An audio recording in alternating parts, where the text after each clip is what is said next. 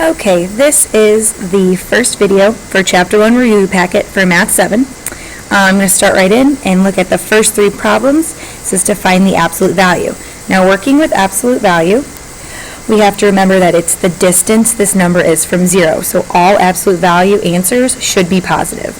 So for number 1, the absolute value of 12 is just 12. Box in our answer. The absolute value of negative 30 is just 30 because it is 30 units away from 0 on a number line.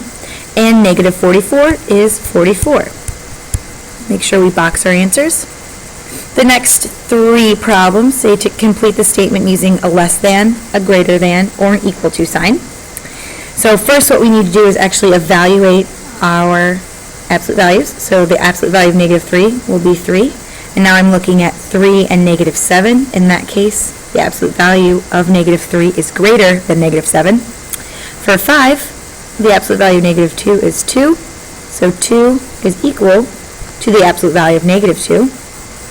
And then for 6, I have 5 and the absolute value of negative 8.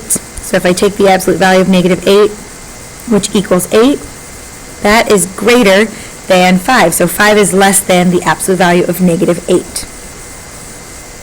Now 7 and 8, it says order the values from least to greatest, so that's a very important part here. Make sure we order them from least to greatest and also put them back in their original form.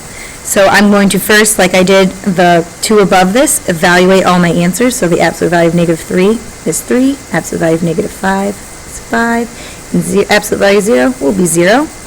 So I'm going to order these from least to greatest. Negative 4 will be first. I'm going to cross it out after I've used it.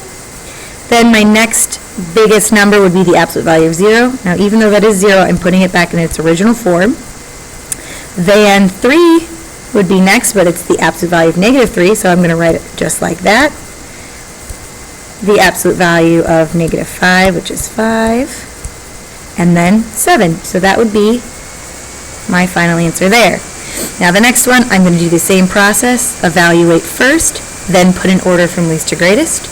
So I have a negative 6, I have a negative 2, the absolute value of negative 6, which is 6 in this case, absolute value of negative 7, which is 7, and then I have 10, and that would be my final answer there, and I boxed that in.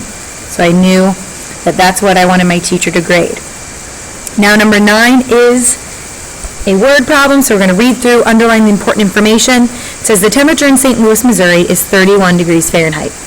The temperature in Duluth, Minnesota is a negative 29 degrees Fahrenheit. Is the temperature in St. Louis or Duluth closer to 0 degrees Fahrenheit? So really what it's asking is the distance from 0. So we could look at a thermometer and think of that thermometer just like a number line, but vertically, not horizontally. So it would look something like this. 0 is always on that temperature on that thermometer. Negatives down here, positives up here. So if I were to find the absolute value of both of these, 29 and 31, the temperature of Duluth is actually closer to 0 degrees Fahrenheit. So I would write D-U-L-U-T-H is closer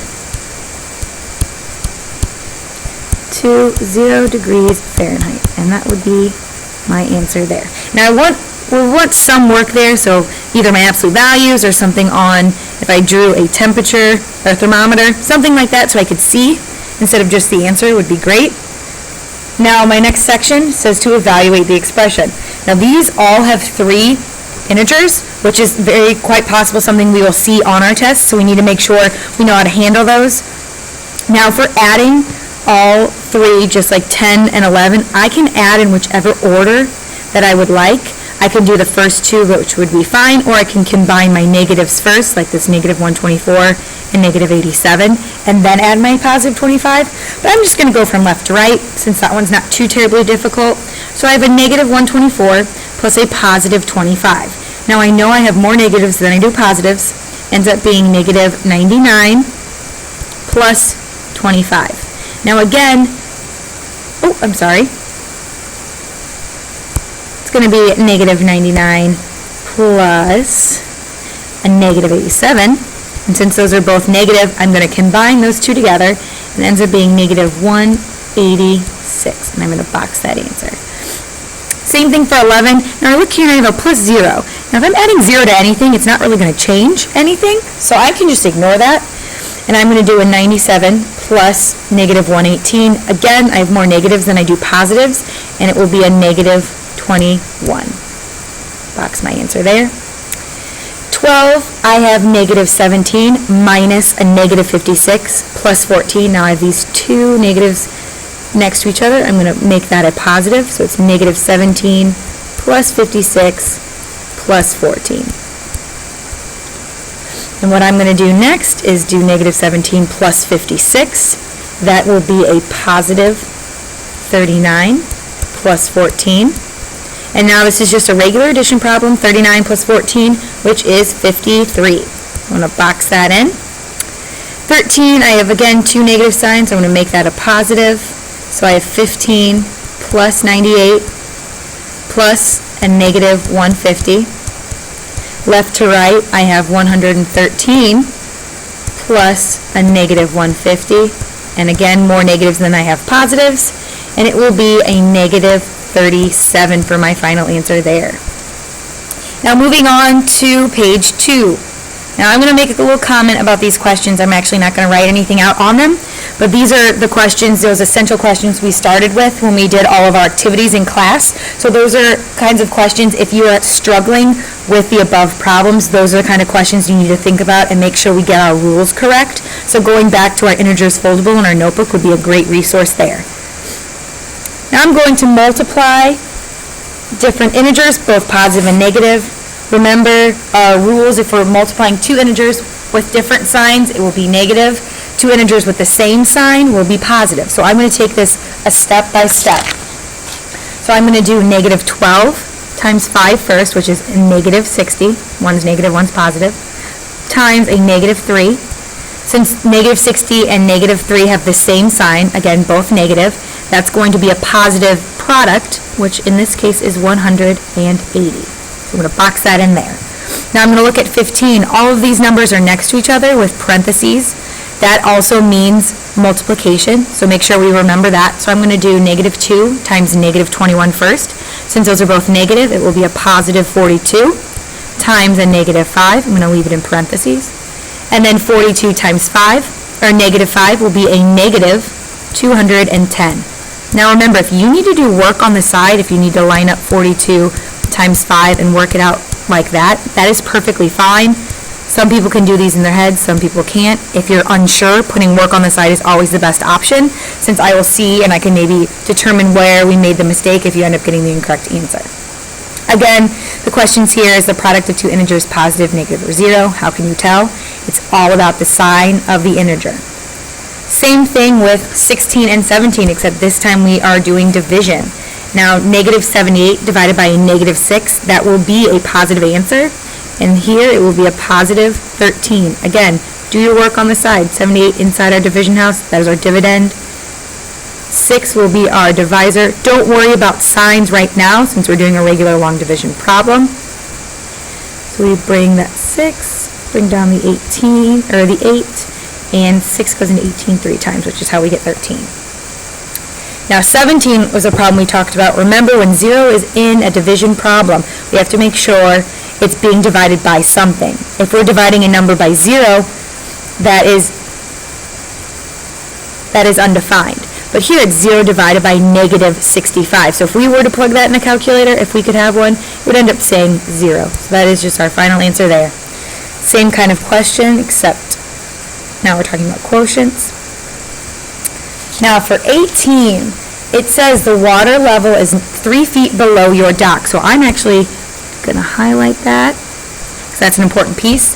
The tide goes down and the water level lowers 1 foot. Again, a very important piece. A storm surge comes in and the water level rises 2 feet. Write an integer to indicate the new water level. So I'm going to look 3 feet below your dock. I will put a negative 3 there for an integer. Lowers 1 foot, again, a negative 1, that would be an integer to describe that. And then rises 2 feet would be a positive 2. So I'm going to write this out just like an equation. or an expression, negative 3 minus 1 plus 2. And I'm going to go through and add or subtract my integers to get a final answer. Here, negative 3 minus 1 is negative 4 plus 2, so I'd have a negative 2. So an integer to indicate the new water level would be negative 2, and you could write that the water level is 2 feet below the dock. If the dock is our starting point, that would be 0 feet either above or below, since that is our starting point. If it's below it, that would indicate that we're using a negative integer there. Now 19 and 20, these are order of operation problems. So what I like to do for order of operations, to the side, write PEMDAS so I don't forget. I also like to write it up and down, P-E-M-D, multiplication, division, left to right, A-S, left to right, addition, subtraction. Make sure you're careful with that. So I have division first. I'm going to underline what I do first, copy down what I do not use. So negative 56 divided by, negative 56 divided by 14 would be a negative 4, since it's a positive and a negative, then plus 9. Then I go through, and I'm going to do my addition first, left to right, so negative 13 plus a negative 4, which will be a negative 17, plus 9. And then my answer will be a negative integer, since I have more negatives than positives, and it will be a negative 8. Same thing for 20. I'm going to divide first, so negative 16. Oops, I'm sorry. I'm actually going to multiply first, because I'm going from left to right.